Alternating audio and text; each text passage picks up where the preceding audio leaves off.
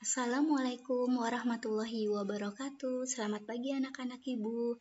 Hari ini kita akan belajar biologi dengan materi klasifikasi makhluk hidup. Oke, sebelumnya kita lihat gambar berikut. Di sini ada banyak sekali organisme yang menghuni bumi ini. Jadi ada organisme bersel satu, contohnya bakteri. Ada juga organisme bersel banyak, contohnya ada banyak tumbuhan dan hewan.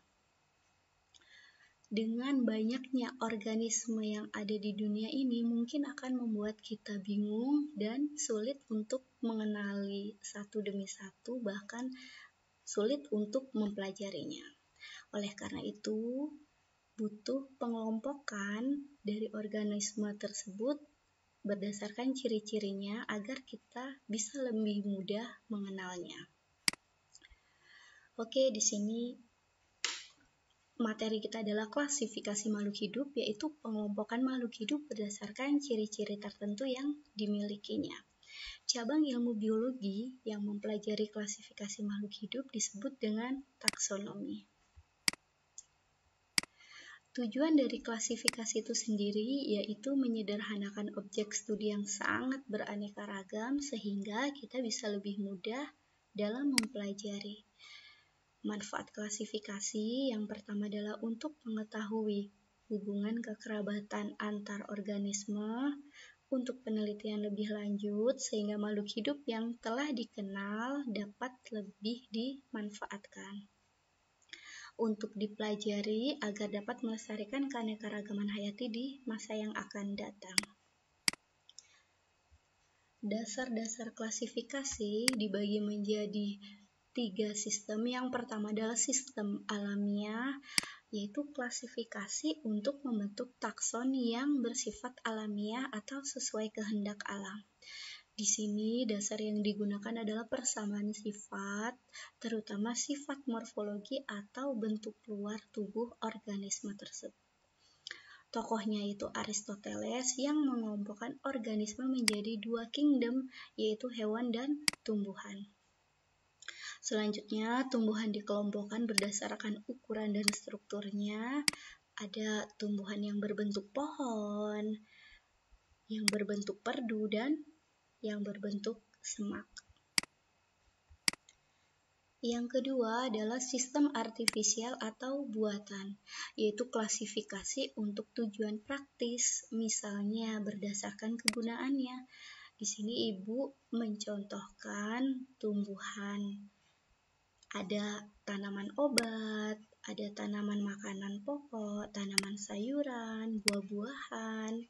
Di sini tokohnya adalah Carolus Linnaeus.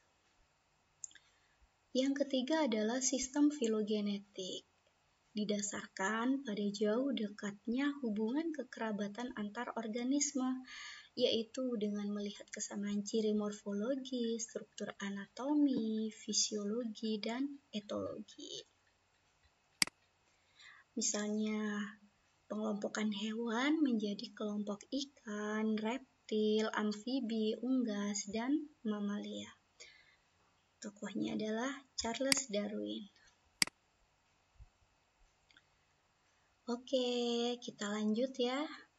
Tingkatan takson dalam klasifikasi. Yang pertama adalah kingdom atau kerajaan.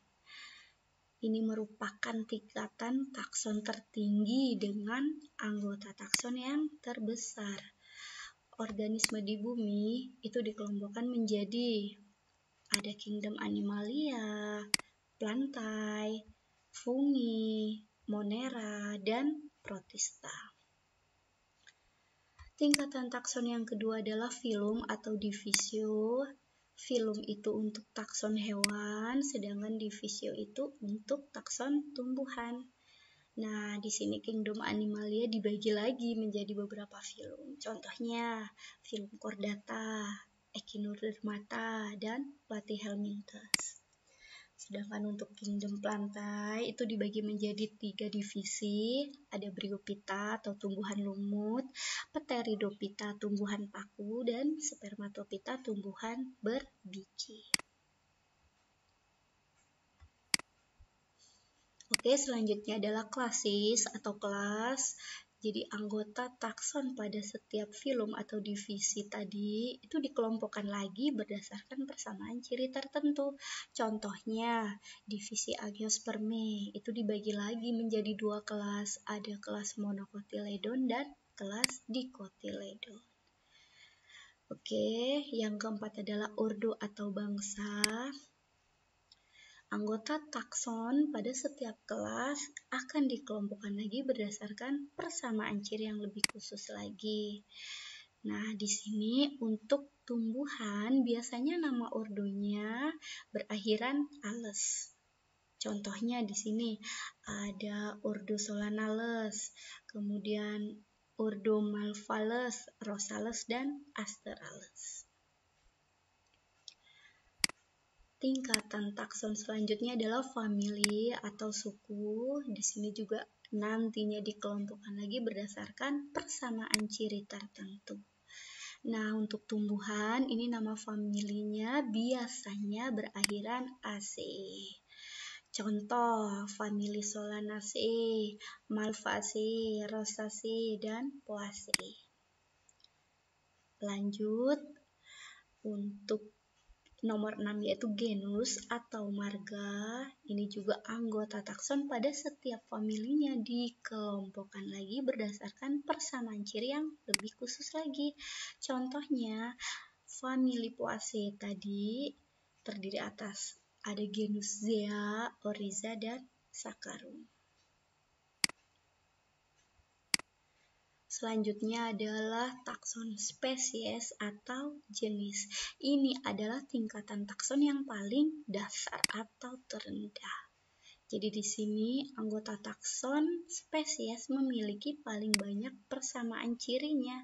Di sini misalkan genus Rosa itu terdapat spesies ada Rosa multiflora, ada Rosa canina, dan Rosa rugosa. Jadi di sini kita bisa melihat seperti bentuk bunganya itu memiliki banyak kemiripan, hanya berbeda warnanya.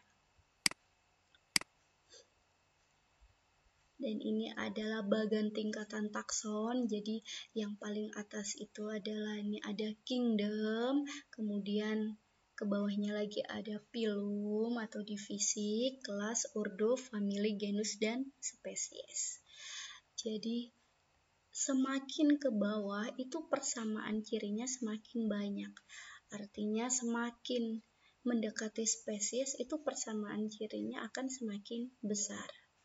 Kemudian jumlah anggotanya juga semakin sedikit. Nah, ini berkebalikan jika semakin ke atas itu jumlah anggota taksonnya semakin banyak, sedangkan persamaan cirinya akan semakin sedikit.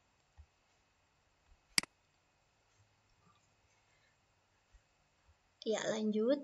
Sistem tata nama makhluk hidup.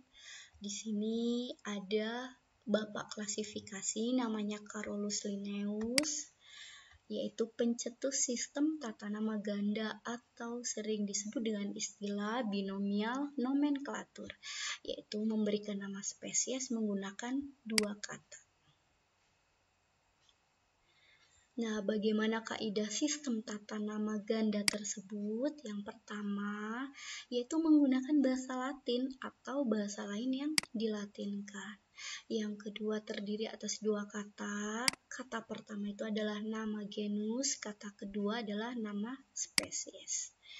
Yang ketiga, itu huruf pertama. Pada kata pertama itu huruf besar, sedangkan untuk kata kedua itu adalah huruf kecil semua.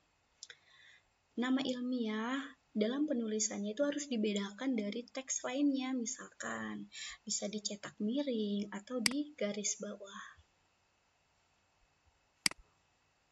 Selanjutnya, nama atau singkatan nama deskriptor itu dapat dituliskan di belakang nama spesies dengan huruf tegak dan tanpa garis bawah. Ini Ibu contohkan. Untuk penulisan nama ilmiah, Glycine Marks, ini adalah nama ilmiah dari kedelai. Ini bisa dicetak miring atau mungkin di garis bawah. Dengan garis bawahnya itu terpisah per kata.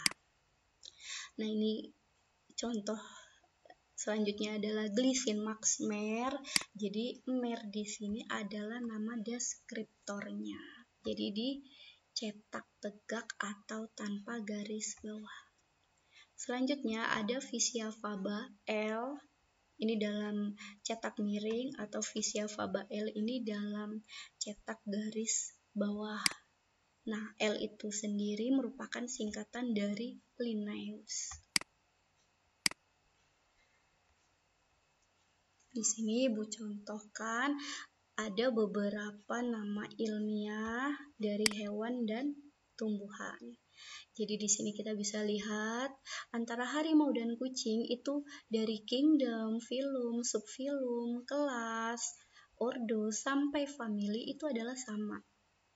Genusnya baru berbeda ya, untuk harimau itu genusnya Panthera, kucing Felis, dan untuk spesies harimau itu adalah Panthera tigris dan kucing adalah Felis catus. Nah, jadi di sini tingkatan takson terendah yang menempatkan harimau dan kucing yaitu pada takson famili, yaitu sama-sama Felidae. Kita lihat di sini untuk tumbuhan, nama ilmiah jagung dan melati, ini kingdomnya sama, kemudian divisinya sama. Nah, di kelasnya itu sudah berbeda ya, yaitu ada Liliopsida dan Magnoliopsida. Kemudian ke bawah, untuk jagung itu spesiesnya adalah Zeamys, untuk melati putih adalah Jasminum sambak. Jadi di sini tingkatan takson terendah yang menempatkan jagung dengan melati putih adalah tingkat takson divisi. Oke, kita lanjut perkembangan klasifikasi makhluk hidup. Ada sistem 2 kingdom, yaitu Plantae dan Animalia. Kemudian 3 kingdom, ditambahkan di sini ada Protista. Kemudian sistem 4 kingdom, ditambahkan di sini ada Monera. Kemudian sistem 5 kingdom, ditambahkan di sini ada Fungi. Sistem 6 kingdom, ditambahkan di sini ada Archaebacteria, Eubacteria. Dan untuk sistem 8 kingdom, di sini ada Archaebacteria, Eubacteria, Archezoa, Protozoa, Chromista, Fungi, Plantae, dan Animalia.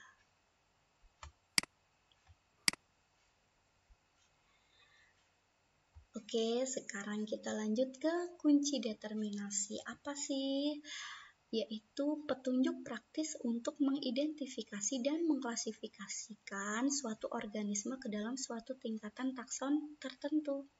Jadi setiap langkah dalam kunci determinasi itu disusun berdasarkan ciri organisme yang merupakan bentuk alternatif atau berlawanan, sehingga disebut sebagai kunci dikotong.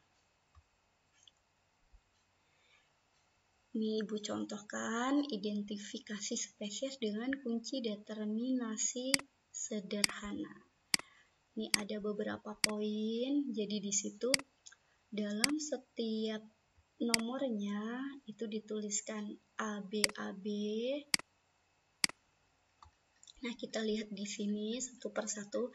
Misalkan kita mau melihat kupu-kupu. Jadi yang pertama kita lihat dari nomor 1, apakah kupu-kupu itu bertulang belakang atau tidak. Kalau tidak bertulang belakang, nah ini akan lanjut ke nomor 2. Nah, jadi karena kupu-kupu itu tidak bertulang belakang, kita lanjut melihat identifikasinya ke nomor 2. Di nomor 2 ada tubuh lunak dan tidak lunak, kaki tidak berbuku-buku dan kaki berbuku-buku. Kita lihat lagi ciri-ciri dari kupu-kupu. Jadi di sini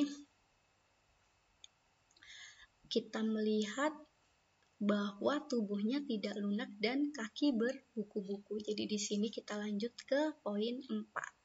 Nah, poin 4 di sini ada yang bersayap, ada yang tidak bersayap.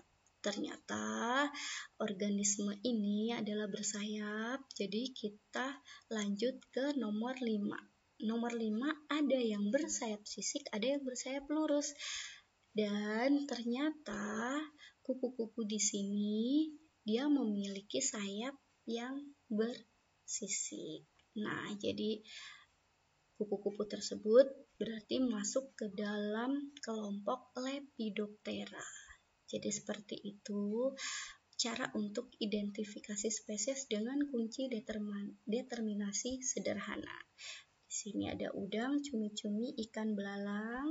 Nanti anak-anak ibu tinggal melihat bagaimana cara mengidentifikasinya seperti kupu-kupu tadi. Ya, setelah kita mempelajari tentang klasifikasi, di sini ibu berikan ada soal latihan. Yang pertama, sebutkan tujuan klasifikasi, tadi sudah ya. Kemudian kaidah tata nama ganda juga sudah ibu jelaskan.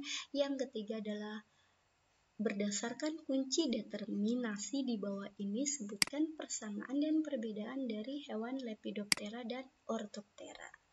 Jadi nanti anak-anak ibu lihat di sini untuk Lepidoptera dan Orthoptera itu persamaannya apa saja dan perbedaannya apa.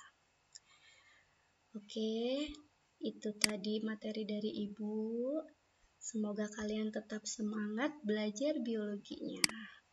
Oke, ibu akhiri. Wassalamualaikum warahmatullahi wabarakatuh.